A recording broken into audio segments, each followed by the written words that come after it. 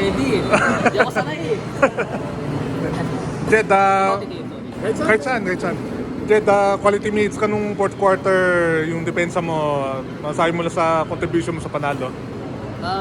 Yun lang naman ako yung personality ko, yun lang naman yung identity ko is to stay ready. Kumbaga even naman sa Magnolia is ganun din naman ako, off the bench. Kumbaga hindi mo alam kung kailan ka huhugutin, pwedeng early, pwedeng late.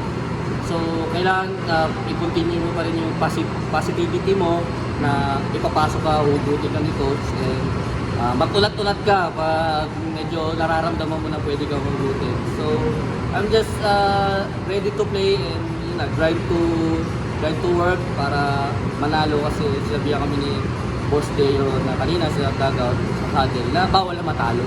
So kumbaga every game is do or die for us. So we have to fight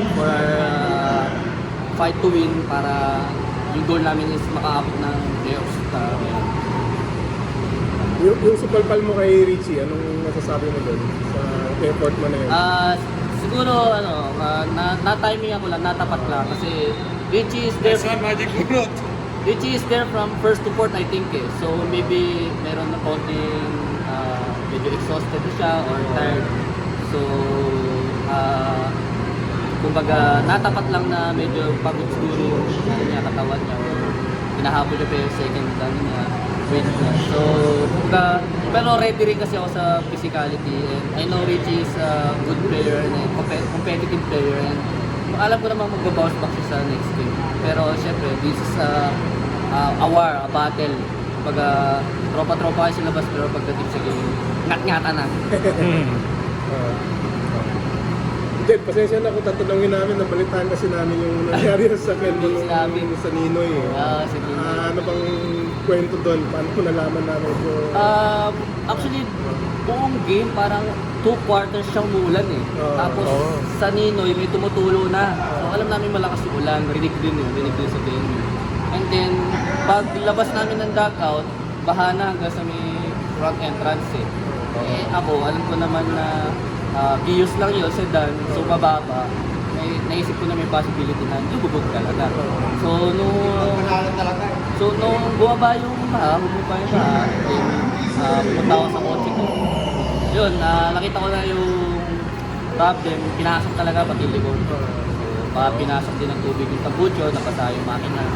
So yun tapos na nga yung second team, nandun pa rin ako eh. Mga 12 na o'clock, nandun pa ako kasi hinintay ko yung tow truck company.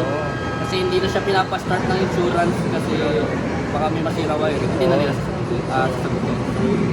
Tumawag kami ng tow truck, uwi, tapos the next day, dinala sa kasa. Sa ngayon, nasa rehab yung kotse ko. Injury. Pero okay lang yun. God is good. And nanalo kami ngayon, meron akong pambayad sa participation fee. Participation fee sa insurance. So, God is good. Ngayon lang ba pinasok ng tubig yung kotse mo? Ngayon lang ba binahayan? Ngayon lang. Kasi since Magnolia days naman naglalaro na ako sa Ninoy eh. Pero ngayon, game na yun lang bumaha ng gano'n. So, parang nabigla din lahat eh. So, wala namang may gusto. Wala namang na-expect doon. Pero wala calamity yun. So, hindi natin makakontrol yun. So, shoutout pala sa good friend ko kay Joseph Ariobu from Terrafirma. Pinahiram niya ako ng sasakyan. Yun yung nagagamit ko ngayon from practice to game for family use. So, kumbaga, napaka-thankful ako dahil may good friend ako sa'yo. Love you, Joseph. Ano sa ganyan pinapahiram ko sa'yo? Yung dati niya sasakyan, yung Hyundai Tucson. May sentimental value ba yung sakyan mo? First car ko.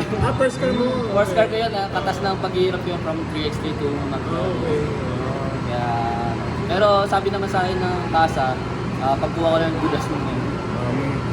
Kasama ba sa motivation mo yon kanina? Oo, kasama talaga kasi medyo last game kasi ang sakit nun eh.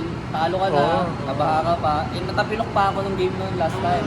Sabi ko triple kill yun So parang kailangan maawi para